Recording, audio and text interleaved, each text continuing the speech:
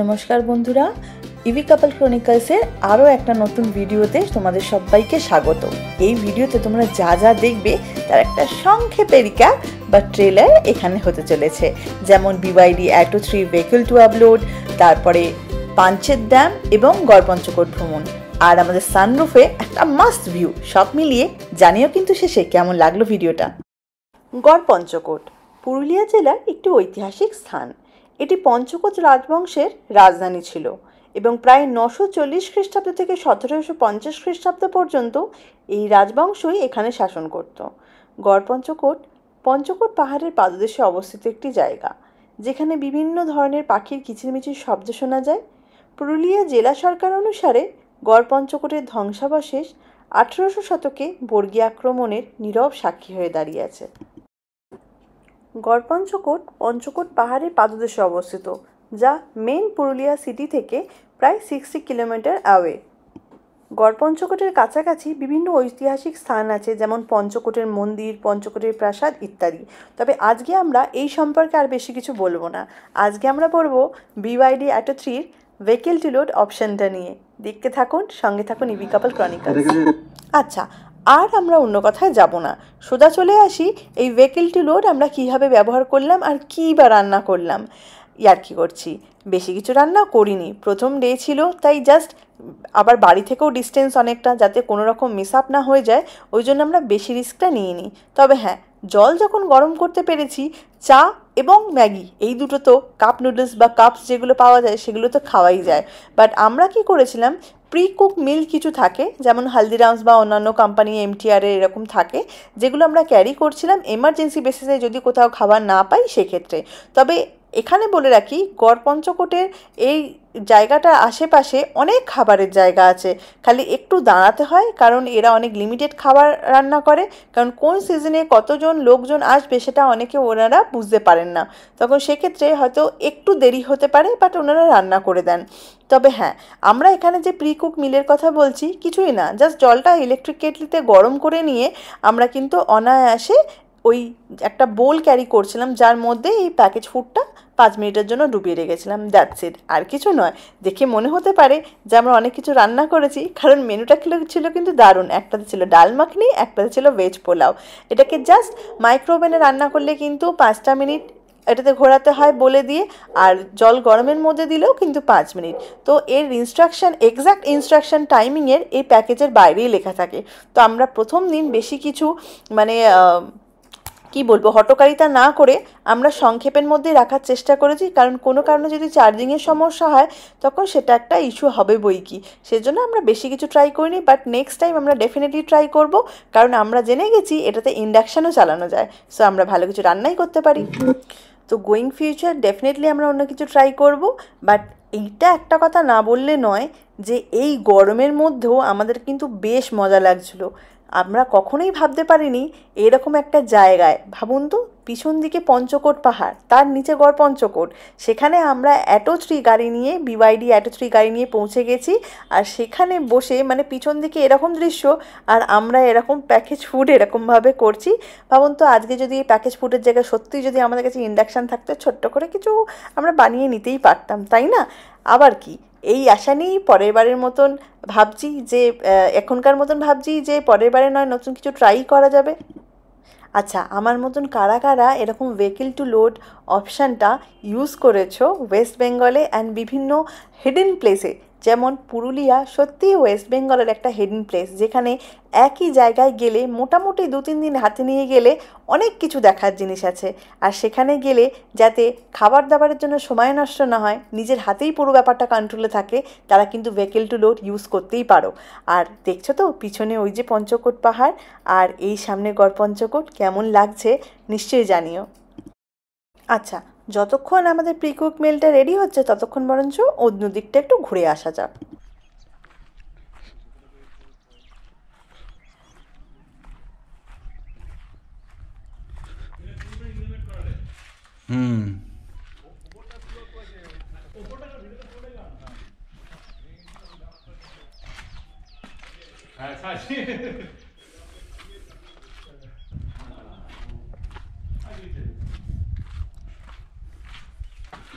কি আছে এখানে?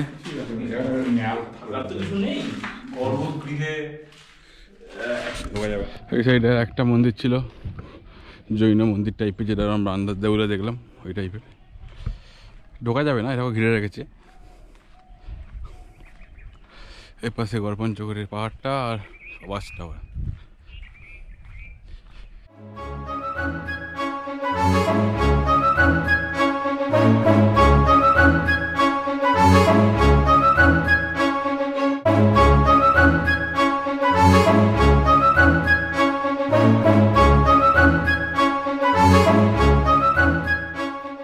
হ্যালো,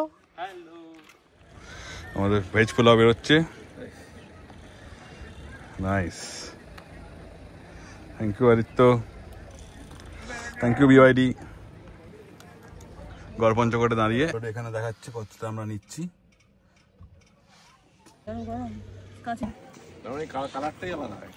আলটিমেট আলটিমেট বিওয়াইডির দয়ায় আর আমাদের শখে। এই যে মানুষগুলো তো গরমে দাঁড়িয়ে দাঁড়িয়ে তো শখ পূরণ করছে। হ্যাঁ, কেউ খাবে না, শুধু আমি খাবো, কিন্তু আমার জন্য যে বানিয়ে দিচ্ছে এর জন্য আমি চিরকৃতজ্ঞ। গড়পঞ্চকোট থেকে খুব তাড়াতাড়ি র্যাপ আপ করে চলে এলাম পাঁচের দামে সানসেট দেখতে। कैसा लगा? बहुत बढ़िया, बहुत बढ़िया। তো আমরা এখন পাঞ্চেতে এসেছি, এখানে আমরা দাঁড়িয়েছি খানিকক্ষণ আগে সানসেটের জন্য। এখন আমার ঘন্টা 40 মিনিট বাকি আছে, এখন বাজে হচ্ছে 5:20। এরা আইসক্রিম খাচ্ছে।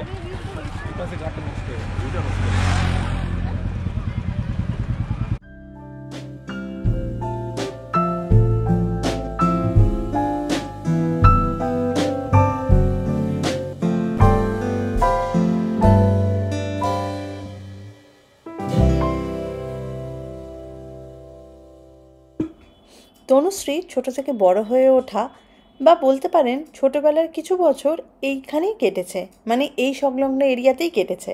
তাই আমরা সুদীপ্ত একসঙ্গে গড়পঞ্চকোট থেকে স্টার্ট করলেও আমরা এখানেই দাঁড়িয়েছিলাম সানসেট দেখার জন্য। তনুশ্রী ছোটোবেলার স্মৃতিচারণের জন্য সুদীপ্তকে বলে যে চলো একবার ছোটোবেলার জায়গা থেকে ঘুরে আসি, বলে ওর যেখানে ছোটোবেলায় থাকতো সেই জায়গা থেকে একটু ঘুরে এসে সেই গল্পই আমাদের সঙ্গে শেয়ার করতো, যে ছোটোবেলায় বাবার কোলে করে ছোট্ট তনুশ্রী সানসেট দেখতে আসতো। সেই ঘটনাগুলোই আমাদের সঙ্গে শেয়ার করছিল আর ভীষণ নস্টালজিক হয়ে গেছিলো। আর আমরা শুনছিলাম সত্যি কত লাকি ছিল ওরা, এই সুন্দর সানসেট রোজ ওরা দেখতে পেত। ভাবুন তো আমরা যদি রোজ দেখতে পেতাম কিরম লাগতো। না, বউর জন্য একটু করা যেতে পারে, একটাই তো বউ। না, আইসক্রিম ফাইসক্রিম খাও।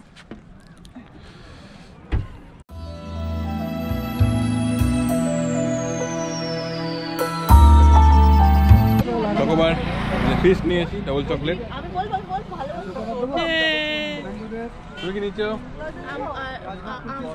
আম, আসলি আম, গোল্ড।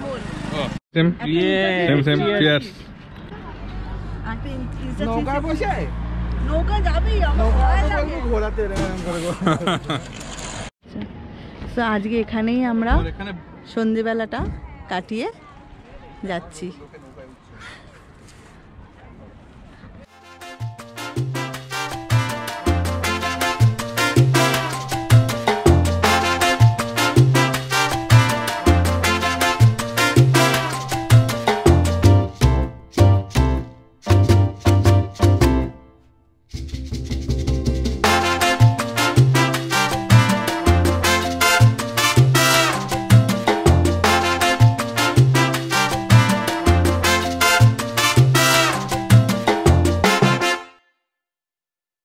আজকে আবার গাড়িটা চার্জে লাগালাম, এখন রিমেনিং হচ্ছে 59%, 13 ঘন্টা লাগবে। আজকে এখানেই শেষ করলাম, আর দেখা হচ্ছে খুব শিগগিরই অন্য একটা ভিডিওতে। Thank you, bye by.